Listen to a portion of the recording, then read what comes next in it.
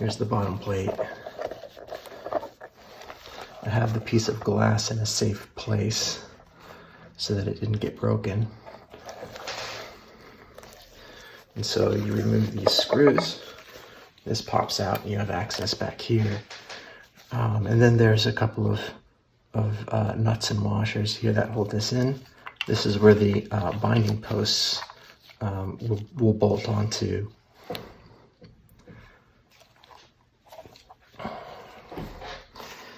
And then you very carefully remove this.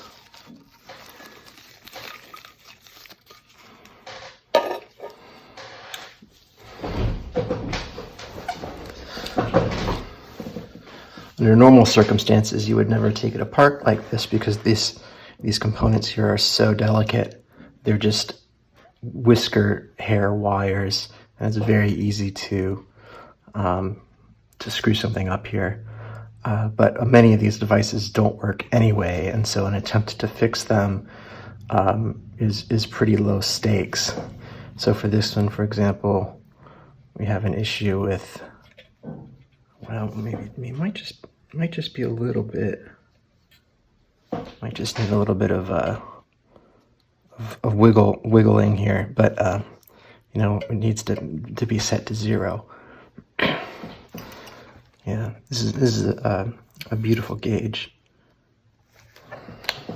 The actual sort of cardboard part of it is in really great condition. Sometimes you see a lot of mold on these things, or you know, just all kinds of dirt and grime.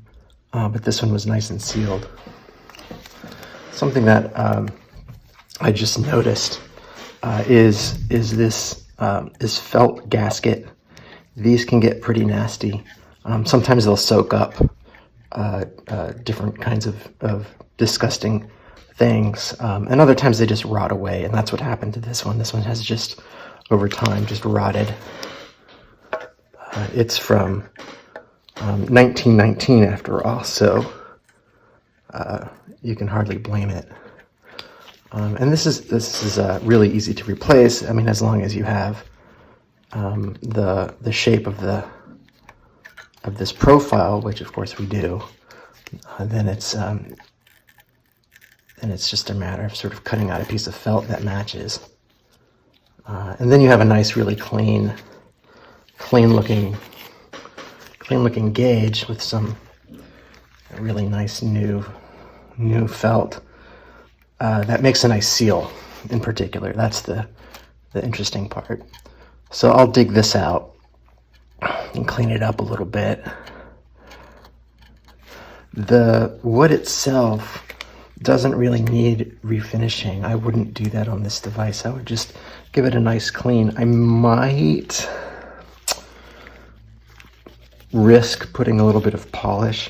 So modern products contain solvents that will destroy the finish of these old devices, right? So in fact, even isopropyl alcohol will take off the finish right from this device. So I have to be careful when I clean these things not to use isopropyl alcohol on any of the wooden surfaces. Almost always it's a finish that will that the isopropyl alcohol will dissolve.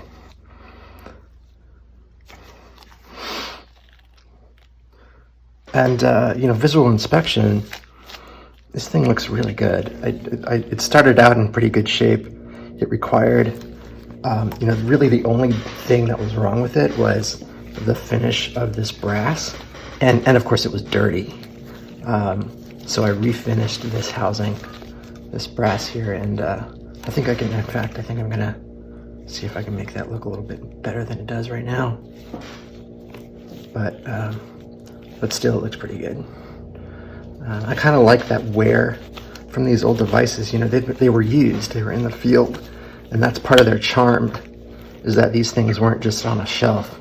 Real people actually used them to do real science and engineering. part that makes it interesting to me.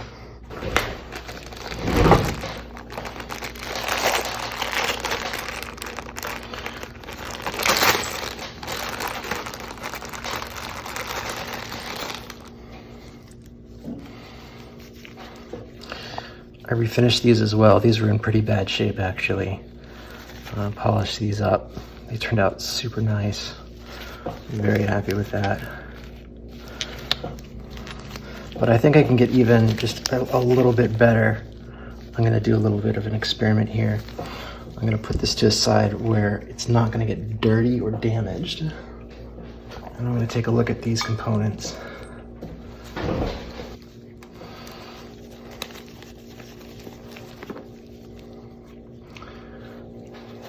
People who do this kind of work, they develop these techniques through experimentation and trial and error. Just gonna see how this works.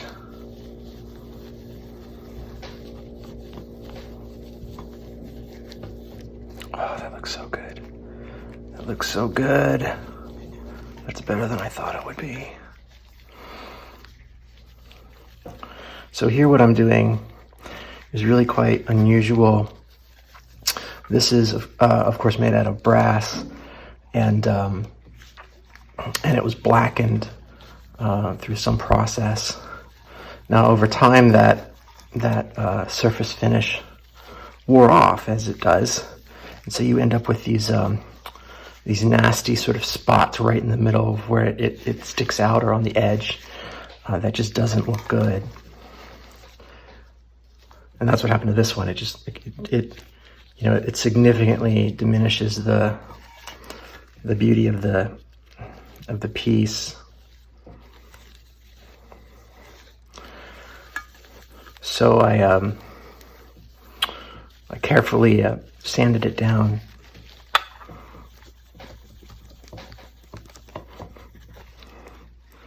And polished it and cleaned it really very carefully with it's a multi-step process because you want this metal to be as clean as it can possibly be before you treat it. And then I used some a brass blackening product, and it worked great. It ended up looking really good, but it wasn't perfect. So now what I'm doing, and then I sealed it in with a spray, a clear coat. So now what I'm doing to get it perfect, oh, that looks so good, is I have graphite powder here. I've never seen anyone else do this. So as far as I know, I'm sure I'm not the only one who's thought of this. This is not exactly rocket science here, but looks so nice. And you get a nice polish on that. Looks so good.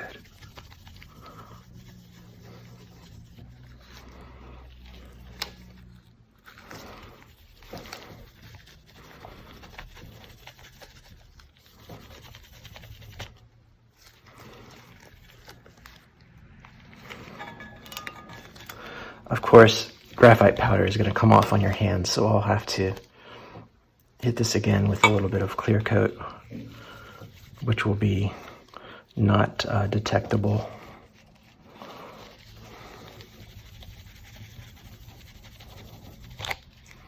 Hopefully.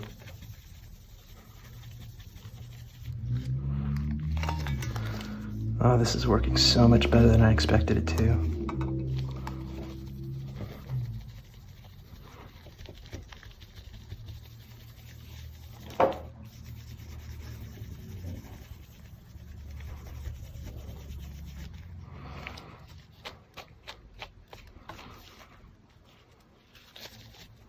Beautiful.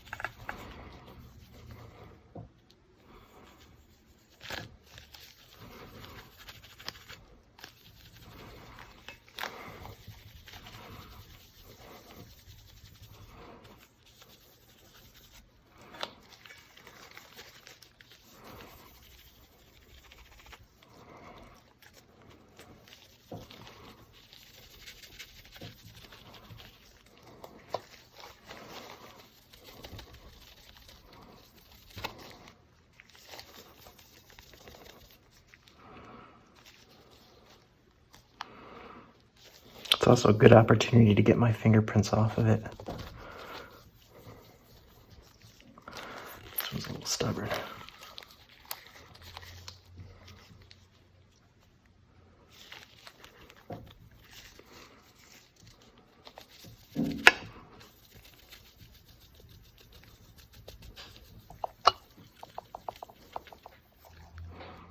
Oh, beautiful.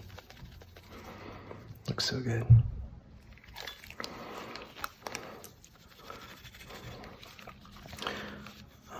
Unrestored, these Thomson meters without their wooden box, usually the wooden boxes have been destroyed or lost. This is especially true of the tops or lids. Many of these devices that you see that are pieces of slabs of Bakelite or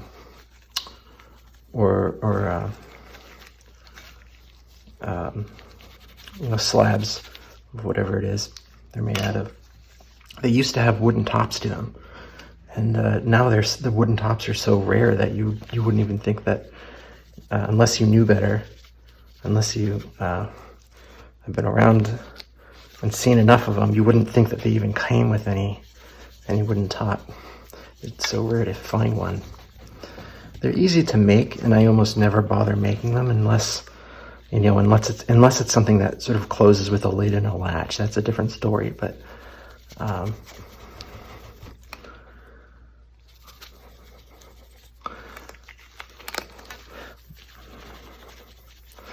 this one came with the box. The box is in pretty good condition. It needed refinishing, and so when I refinished it, I did it in a slightly darker, actually a much darker color. But I ended up with a weird surface texture, and I don't know if that's because of the chemistry, something about the old products that they used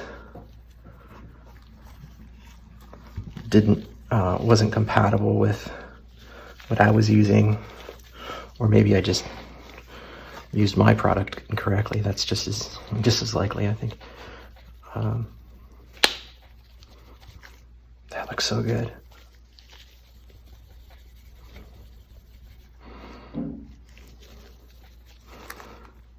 So good. I'm so pleased with that.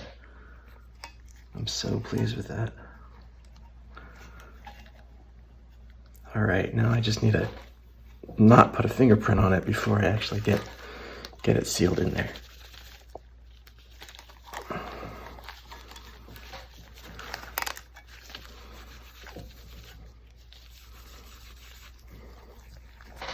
Beautiful. This thing's gonna look so nice. Anyway, these Thomson meters. So Thomson Houston, I think, is the name of the original company. But these meters are just labeled Thomson. That was one of two companies that merged to form General Electric. What was the other company? Oh, it's escaping me right now. I'll think of it. But when they merged, they changed their name.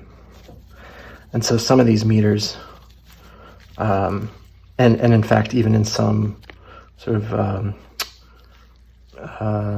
catalogs and historical blurbs, you'll see that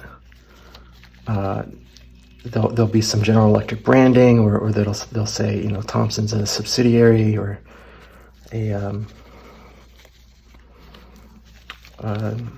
it's owned by General Electric. Not exactly true. They certainly owned the trademark after the fact, but Thomson Houston was its own company. That looks so nice. It looks so much better than it did. It might not come through on the video, but in real life, this thing looks really good. Let's see if I can do a side-by-side comparison. So I don't know if you can see the difference on the video or not, or if it's even focusing.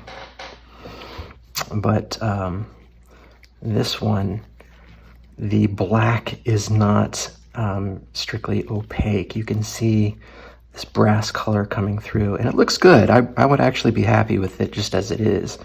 It's nice and shiny. It's a nice color, but it doesn't have that a gray mirror finish, that sort of polished titanium, or I don't know what you'd call it. But this one, you can't even see the maybe if you look really closely, but you can't see the brass coming through. So nice. I'm very pleased. So we'll put that on the side.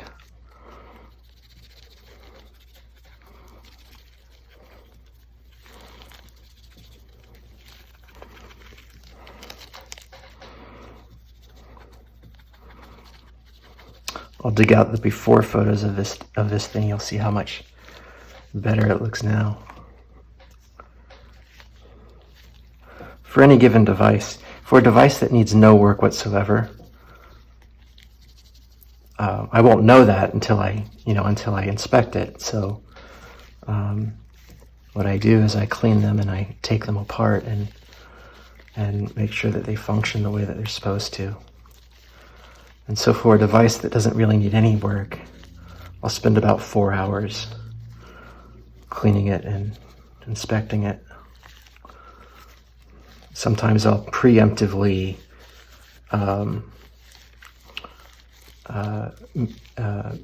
make a copy or take dimensions or something just in case something breaks. You know, you can't just go to the store and buy a part. I have a catalog of these scales, these cardboard scales for these gauges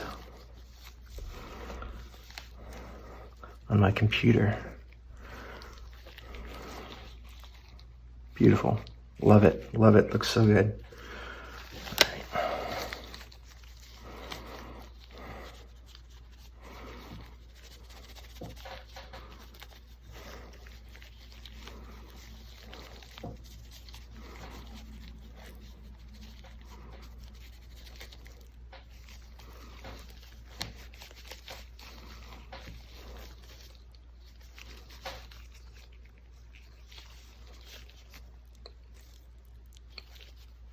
Excellent.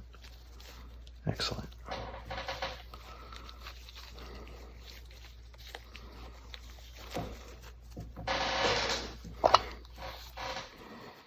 Tragically, you frequently find these posts missing their thumb screws from the top, and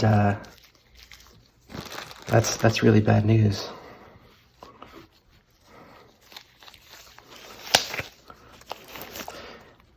Even if these are American-made things. They're imperial units, but the threads are often just slightly. They'll be deeper, or they'll be just ever so slightly off from what you'll find at the hardware store. That getting a replacement, even one that doesn't really, doesn't look the same. If you can live with that, it may not fit anyway. So, unless you have a machine shop,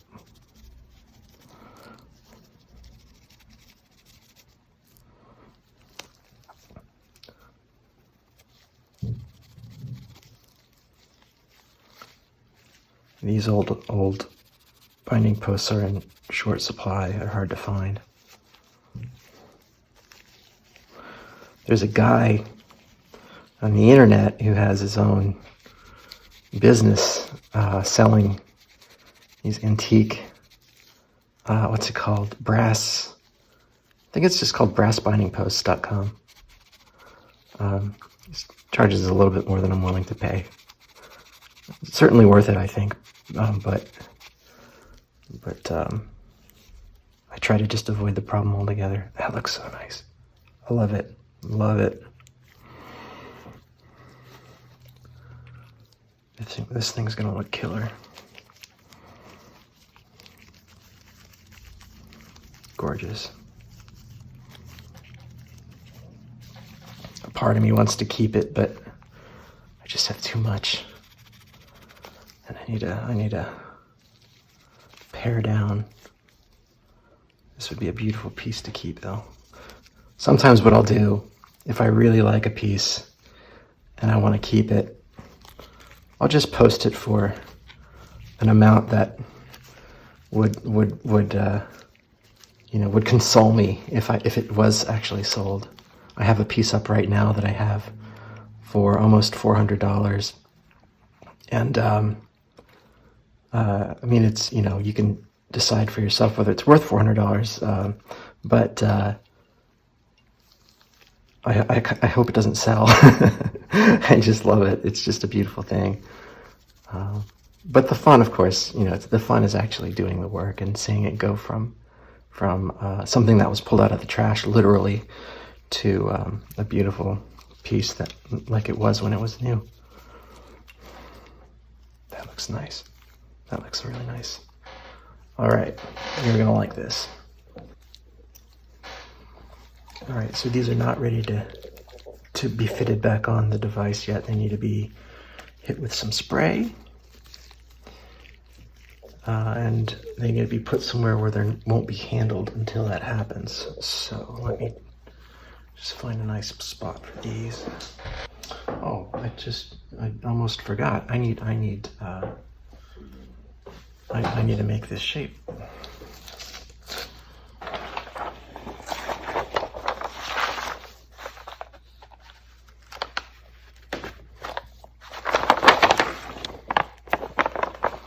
Sometimes the low-tech solution is the best solution.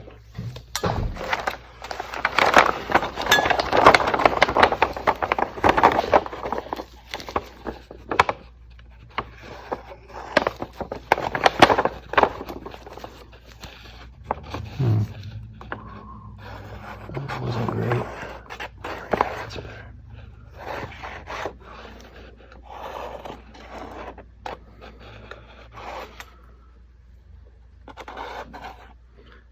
Be surprised at how accurate something this ham-fisted will get you. It looks like it's awful, like it's gonna not turn out well, but actually, once I dial things in on the computer, it can come out really, really well. Sometimes it doesn't, but often, more times than not, it does. All right, that looks good. Okay, let's whip this up on the computer, and then we'll cut it out, and we'll come back to this guy over here and install it. I have a feeling that I'm gonna have to redo this because I'm looking at this now. I think I need to take into account this corner and be a little bit more accurate there. We'll see. Well, first things first, I'm going to take off this gauge because I don't want to damage it.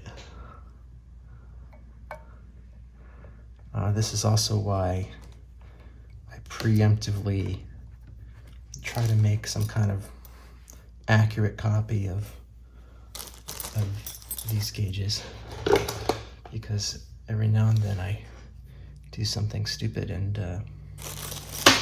mar one just right.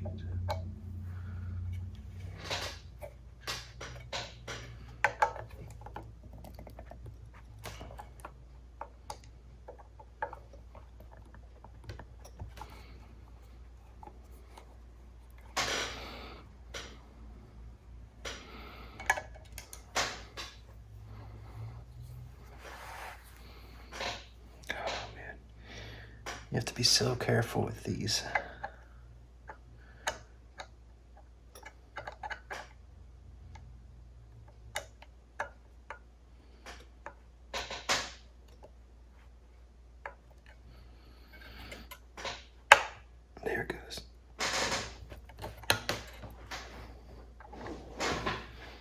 Yeah, there's a reason that they're often sealed so that you can't get into them.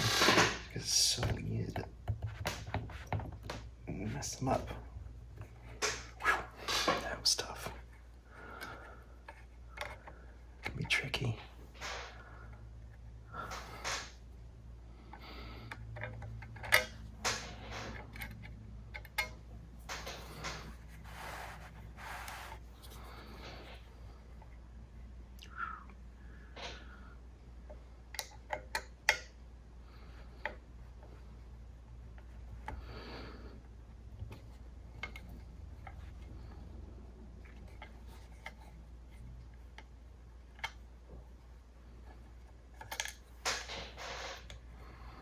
All right, so we are gonna save this,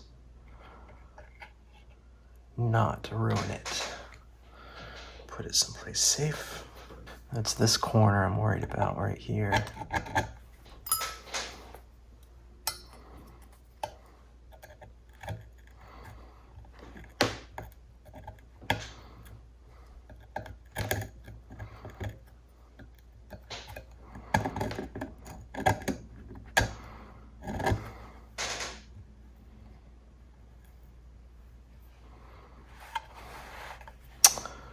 Yeah, I see this glue.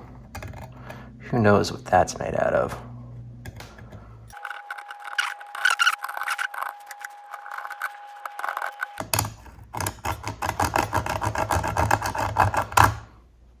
Yuck.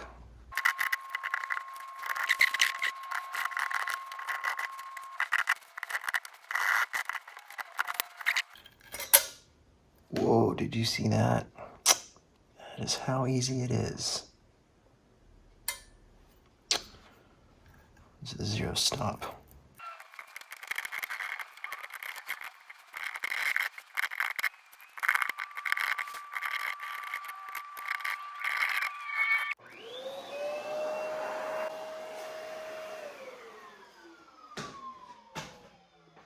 I didn't do that scratch just now, did I? I think that one was there, but this guy. This will be underneath everything. This will be completely invisible. So that's not a big deal at all. Well, even if it is, it will be worth it for new felt. Let's see how well I did here. I think I'm gonna have to do it again, but we'll see. I think the thickness is pretty much bang on.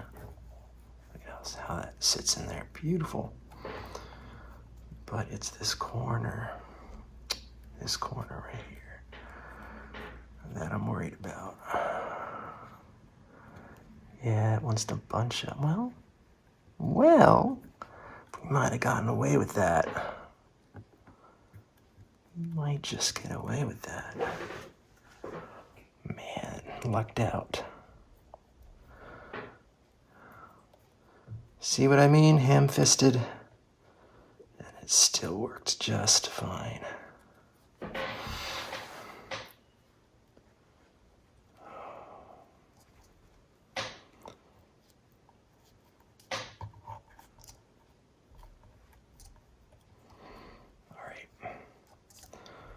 All right, I need to secure that in there with some glue. Let it get tacky, and then I'll put the cover on. And that'll keep it in place as it sets. Bunching up again. Gotta cross our fingers here. It's these corners. I made them a little wide. That corner there had a tighter radius than I thought it did. I think we're just gonna get away with it. Barely get away with that guy. Good. That's gonna look nice. That's gonna look so good. All right. So what am I gonna use to glue this down? I actually think the best thing is gonna be like an Elmer sort of nice wood glue or something. Sometimes simplest is best. All right. Very pleased.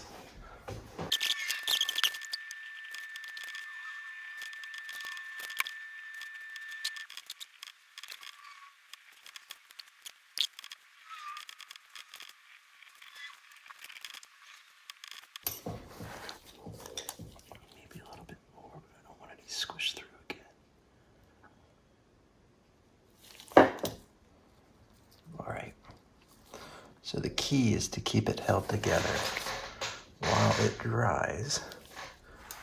And this is going to go back on for that purpose.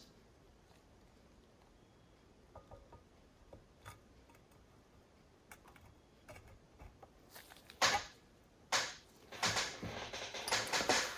right. Make sure this is in the right position here.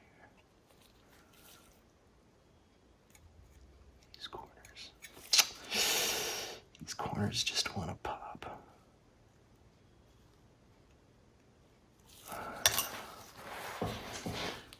It's gonna be all right, actually.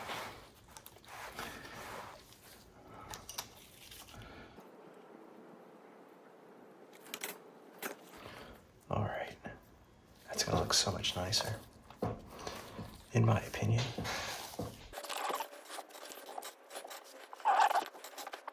Now, if that's visible after it dries, there are ways of taking care of it. So I'm not very concerned about that at all. And I'm just looking around to see any major issues. Nope. This looks really good. It's a little, maybe a little bit asymmetric there. That's gonna bother me if I don't fix it.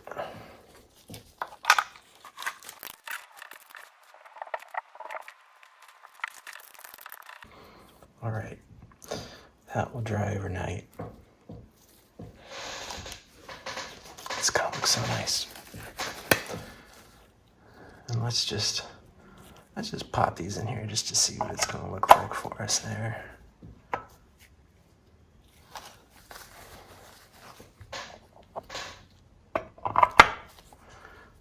Something like that. It's gonna look so nice. Very pleased with that.